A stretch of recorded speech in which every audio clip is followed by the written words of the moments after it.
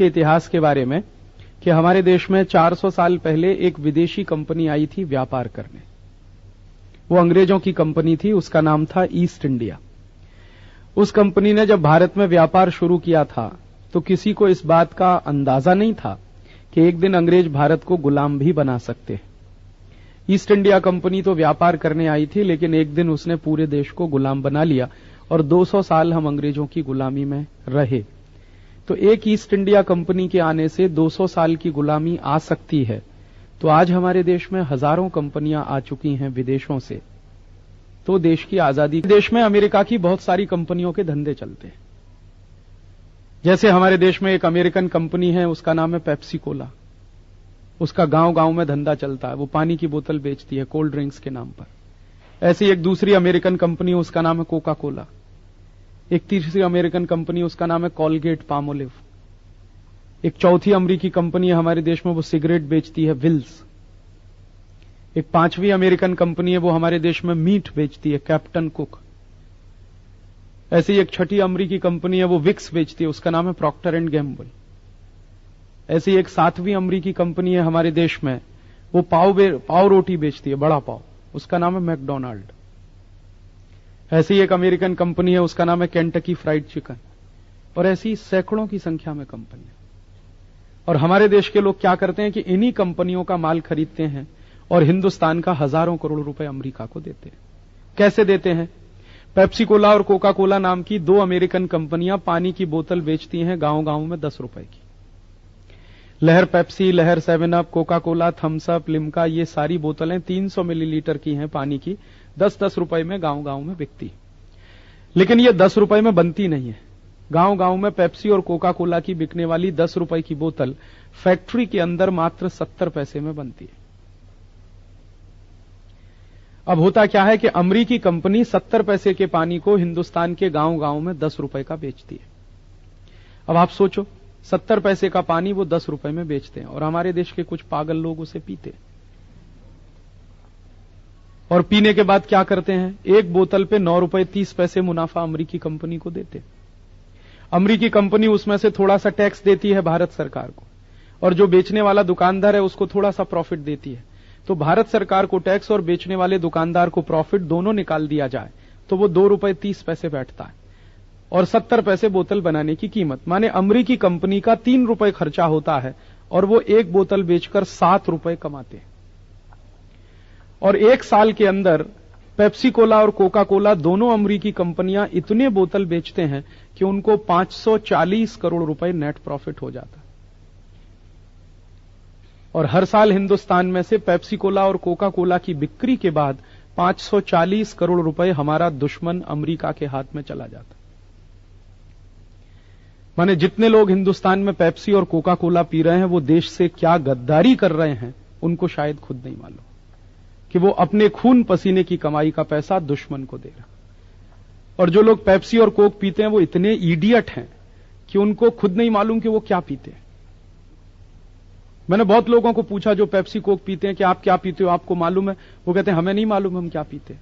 किसी को नहीं मालूम पेप्सी में क्या है, कोका कोला में क्या है।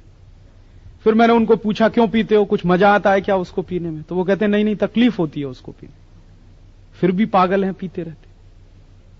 क्या तकलीफ होती है? तो वो कहते हैं कि राजीव भाई जैसे ही पेप्सी कोला पीते हैं नाक में सनसनी होने लगती है, जलन होती है, फिर गले में सनसनी होती है, जलन होती है, फिर पेट में जलन होती है, फिर गैस बनने लगती है, फिर भी मरते जाते हैं, पीते जाते हैं गटागट। और कुछ तो इतने बड़े इडियट हैं कि एक दिन में 10-10, 15-15 बोतल पीते।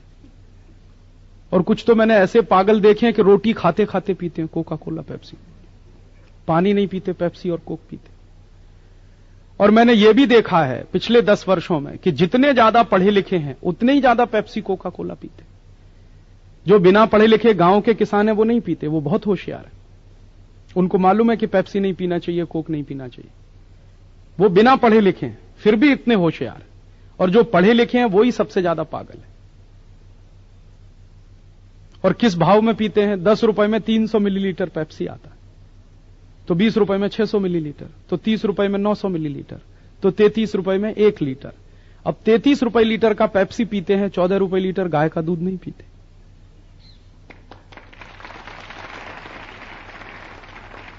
अब जो पढ़े लिखे बेवकूफ 14 रुपए लीटर गाय का दूध न पिए, 33 रुपए लीटर पेप्सी पिए और पीने के बाद भी मजा नहीं आए, सनसनी हो शरीर में, उनको इडियट कहें कि स्मार्ट। और उनके कारण हिंदुस्तान का हर साल 540 करोड़ रुपए दुश्मन अमेरिका को चला जाता। हमारे देश में इस पेप्सी कोला कंपनी का एक धंधा और भी चलता है। यह कंपनी हमारे देश में बटाटा चिप्स बेचती है, उसका नाम है रफल्स, और एक पैकेट रफल्स का 15 रुपए का आता है। अब आप सोचो, 15 रुपए का एक पैकेट रफल्स का आता है, उसमें 40 ग्राम बटाटा चिप्स निकलता। अब 40 ग्राम बटाटा चिप्स 15 रुपए का, तो 80 ग्राम हो गया 30 रुपए का, तो 100 ग्राम हुआ 37 रुपए 50 पैसे का, तो 1 किलो हो गया 370 रुपए का। अब आप सोचो 370 रुपए किलो बटाटा चिप्स और 5 रुपए किलो बटाटा, 1 किलो बटाटा 5 रुपए का, 1 किलो बटाटा चिप्स 370 रुपए, कितने हजार टका मुनाफा है। वो सब अमेरिका जाता है। एक अमेरिकी कंपनी है हमारे देश में, वो विक्स बेचती है, उसका नाम है प्रॉक्टर एंड गैम्बल। हर एक गांव में विक्स की 25 ग्राम की शीशी 38 रुपए की बिकती है। अब 38 रुपए में 25 ग्राम विक्स है तो 50 ग्राम हो गया 76 रुपए का, तो 100 ग्राम 152 रुपए का, तो 1 किलो हो गया 1520 रुपए का। 1520 रुपए किलो विक्स मिलता है और 150 रुपए किलो गाय का घी। जितने में 10 किलो गाय का घी आएगा उतने में 1 किलो विक्स आता। और कुछ पढ़े लिखे पागल हैं जो गाय का घी नहीं खाते लेकिन विक्स लगाते। और मैं पूछता हूं क्यों लगाते हैं, तो वो कहते हैं सर्दी जुकाम ठीक होता है। दुनिया में सर्दी जुकाम ठीक करने की आज तक कोई दवा नहीं है। सर्दी जुकाम की दवा हो नहीं सकती, क्योंकि सर्दी जुकाम बीमारी नहीं है, इन्फेक्शन है, और इन्फेक्शन ठीक करने का काम शरीर खुद कर लेता है। कई बार आपको सर्दी जुकाम हुआ है, आप कुछ मत करिए, गर्म पानी पीते रहिए, 3 दिन में ठीक हो जाएगा। लेकिन विक्स लगाया तो 10 दिन ठीक नहीं होगा, यह गारंटी मैं दे सकता हूं। आप पूछोगे क्यों? विक्स में पता है क्या है? Petroleum jelly. और पेट्रोलियम जेली क्या होता है? आप कभी अपने शरीर पर पेट्रोलियम जेली लगा लीजिए तो आपके शरीर के जितने रोम छिद्र हैं सब बंद हो जाएंगे। तो आपने नाक में पेट्रोलियम जेली लगा ली तो उसके भी रोम छिद्र बंद हो गए, तो जुकाम तो चोक और हो जाएगा और परेशानी होगी आप। लेकिन हैं लोग पागल जो टेलीविजन का जाहिरात देख देख के विक्स खरीदते रहते हैं, लगाते रहते हैं 1520 रुपए किलो में। आप घर में बनाइए अगर विक्स तो 150 रुपए किलो में बनता है, उसको कंपनी 1500 रुपए किलो में बेचती है। आप सोचो कितने हजार टका मुनाफा।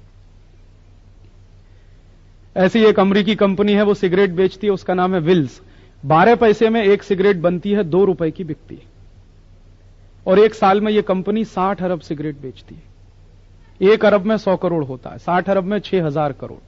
6000 करोड़ सिगरेट हिंदुस्तान के 100 करोड़ की लोक संख्या वाले देश में बिकती है हर साल। और एक सिगरेट पे आप सोचो 1 रुपए 80 पैसे भी मुनाफा है, तो 6000 करोड़ सिगरेट पे मुनाफा बड़े आराम से 10 से 12,000 करोड़ रुपए का। इसका अर्थ क्या हुआ कि जो लोग विल्स पीते हैं वो खुद तो मरने ही वाले हैं, देश को भी मारेंगे। खुद तो मरेंगे क्योंकि विल्स पीने से कैंसर होगा, फेफड़े गल जाएंगे। देश को क्या मारेंगे? पैसा हिंदुस्तान का अमेरिका चला जाएगा। और जो विल्स पी रहा है वो मरेगा, बाजू वाला उसके पहले मरेगा, क्योंकि विल्स पीने वाला तो धुआं बाहर फेंक देता है, बाजू वाला पूरा खींच लेता है उसको।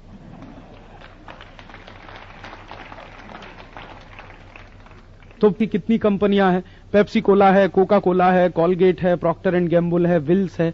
एक कंपनी है हिंदुस्तान लीवर है, नाम से ऐसा लगता है जैसे हिंदुस्तान की है, उसका असली नाम है यूनिलीवर, हॉलैंड की कंपनी है। जिस देश में जाती है उसी देश का नाम अपने साथ लगा लेती है।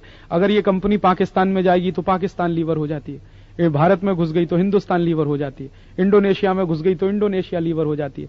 लोगों को ऐसा लगता है कि अपने देश की है परदेशी, और ये हजारों करोड़ रुपए धंधे करके ले जाती है हमारे देश में से। ऐसी दोस्तों अपने देश में 4000 कंपनियां, कोई 500 करोड़ कमाती है, कोई 1000 करोड़ कमाती है, कोई 2000 करोड़ कमाती है। दूसरा नुकसान क्या होता है कि हर साल अपने देश का अगर 80,000 करोड़ रुपए परदेश जाता है तो अपने देश का खजाना खाली हो जाता है। खजाना खाली हो जाता है तो सरकार क्या करती है? विदेशी कर्ज लेकर आती है। एक सरकार विदेशी कर्ज लाती है, दूसरी उसका ब्याज चुकाने के लिए कर्ज लाती है।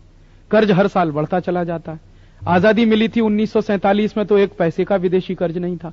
अब आजादी मिलने के 52-53 साल के बाद हिंदुस्तान के हर एक बच्चे के ऊपर 6500 रुपए का विदेशी कर्ज।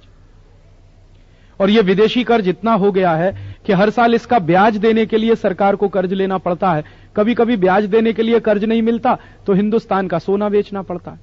1990 के साल में हमारे देश में एक ऐसी सरकार बनी जिसको विदेशी कर्जे का ब्याज चुकाने के लिए देश का सोना बेचना पड़ा।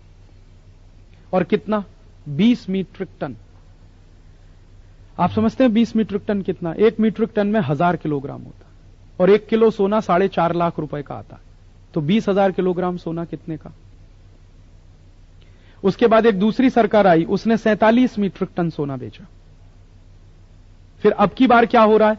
इस बार भी भारत सरकार को कर्जे का ब्याज चुकाने के लिए पैसा चाहिए, पैसे की कमी पड़ रही है। तो अब भारत सरकार ऐसा कर रही है कि हमारे देश की जो बड़ी बड़ी पब्लिक सेक्टर की कंपनियां हैं उनकी संपत्ति बेच रही है। हो सकता है 5 साल के बाद हमारी सोने की खदान बिके, चांदी की खदान बिके, कोलसे की खदान बिके, हीरे की खदान बिके, क्योंकि कंपनियां बेचने के बाद फिर बचेगा क्या सरकार के पास? यही बचेगा, ये बेचेंगे। और इसको बेचने के बाद क्या होगा? खेत बेचेंगे, खलिहान बेचेंगे। और इसी तरह से राष्ट्र की संपत्ति बिकती चली गई। तब आप सोचिए कि इस राष्ट्र की आजादी का क्या होगा। जिस राष्ट्र की आर्थिक शक्ति जितनी कमजोर होती है वो राष्ट्र की राजनीतिक गुलामी उतनी ही ज्यादा होती है। हमारी आर्थिक संपत्ति सब विदेशियों के हाथ में चली गई तो हम फिर गुलाम होंगे, क्योंकि आज से 50 साल पहले, 52 साल पहले अंग्रेजों के गुलाम हम इसलिए थे कि हिंदुस्तान की सारी संपत्ति अंग्रेजों के कब्जे में थी। अब आजादी के 52-53 साल के बाद फिर विदेशियों के कब्जे में जा रही। ऐसा गंभीर संकट देश के सामने है। और एक और मुश्किल हमारे देश में हो रही है। आप पूछोगे क्या मुश्किल हो रही है? जब से इन विदेशी कंपनियों का धंधा भारत में ज्यादा चला, हमारे देश की स्वदेशी कंपनियां बंद होती जा रही। पिछले 8 साल में हिंदुस्तान की 3 लाख छोटी छोटी कंपनियां बंद हो गई, स्वदेशी, अपने देश की। और उसमें काम करने वाले हमारे देश के 8 करोड़ मजदूर बेकार हो गए। और अगर ये ऐसे ही चलता जाएगा सिलसिला तो अगले साल 2 साल में और 2-3 लाख कंपनियां बंद हो जाएंगी। क्योंकि इस वर्ष से क्या हो रहा है, विदेशी कंपनियों ने हमारे देश में तुअर की दाल बेचना शुरू कर दिया, गेहूं बेचना शुरू कर दिया, चावल बेचना शुरू कर दिया, कापूस बेचना शुरू कर दिया, केला बेचना शुरू कर दिया, सफरचंद बेचना शुरू कर दिया। माने जो काम हमारे देश का किसान करता था, जो खेती में उत्पन्न हमारे देश का किसान लाता था, अब उसको भी विदेशी कंपनियां बेचती। और उसकी वजह से क्या होता है कि हमारे देश में विदेशी कंपनियों के खेती के उत्पन्न अगर बिकने लगे तो अपने देश के किसान का कोई नहीं खरीदेगा। क्यों नहीं खरीदेगा? हमारे देश में विदेशी कंपनी आकर जानबूझकर सस्ता माल बेचती। जैसे एक विदेशी कंपनी हमारे देश में पामोलिन का तेल बेचती। पामोलिन का तेल हिंदुस्तान में 20 रुपए लीटर में वो बेचती है। हमारे देश में सस्ते से सस्ता सिंगदाणे का तेल 40 रुपए लीटर का, परदेशी कंपनी 20 रुपए लीटर में बेचती है। तो हमारे देश में सिंगदाणे का तेल बिकता नहीं, तो सारे व्यापारी बर्बाद होते हैं जो सिंगदाणे का तेल पैदा करते हैं। ऐसे ही परदेशी कंपनी सस्ती तुअर की दाल बेच देती है, अपने देश की दाल मिलें बंद होती।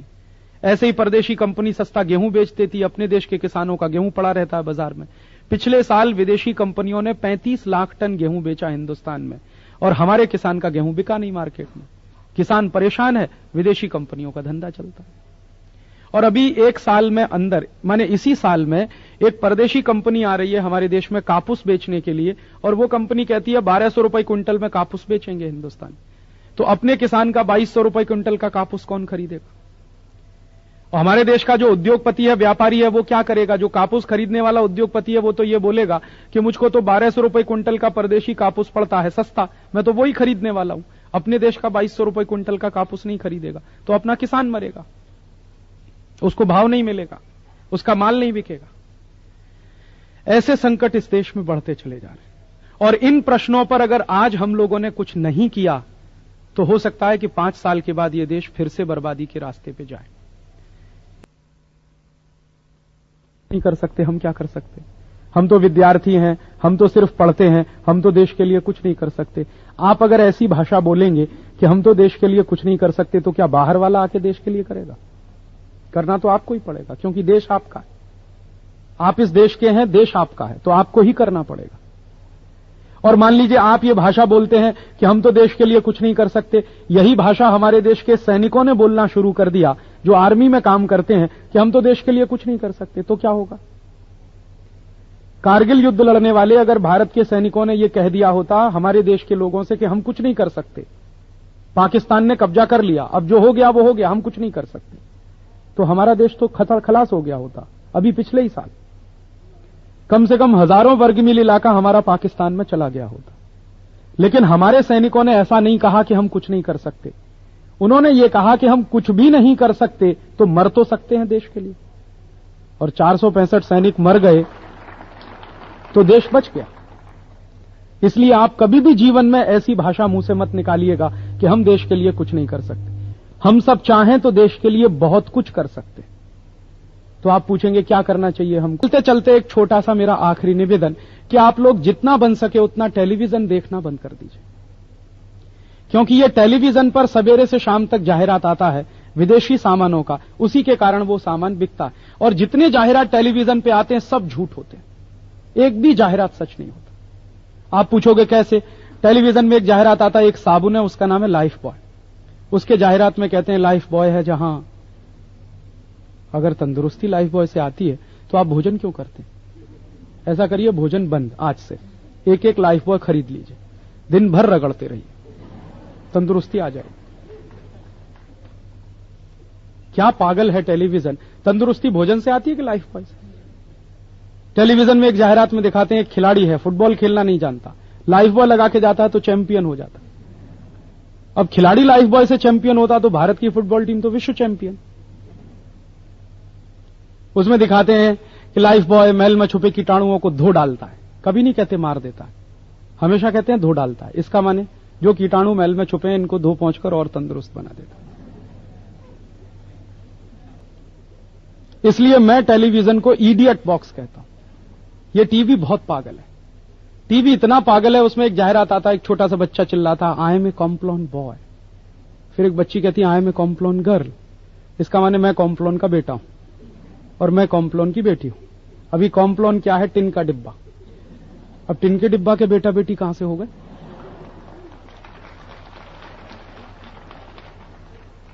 ये टीवी इतना इडियट है। उसमें एक जाहिरात आता है, एक पेन है, उसका नाम है रोटोमैक। उसमें कहते हैं लिखते लिखते आप बताओ आप में से किस किस को हो गया लिखते लिखते? दुनिया में ऐसा कोई पेन बनता जिससे लिखते लिखते सब हो जाए? ऐसे ही टेलीविजन में एक जाहिरात आता फेयर एंड लवली गोरेपन की क्रीम।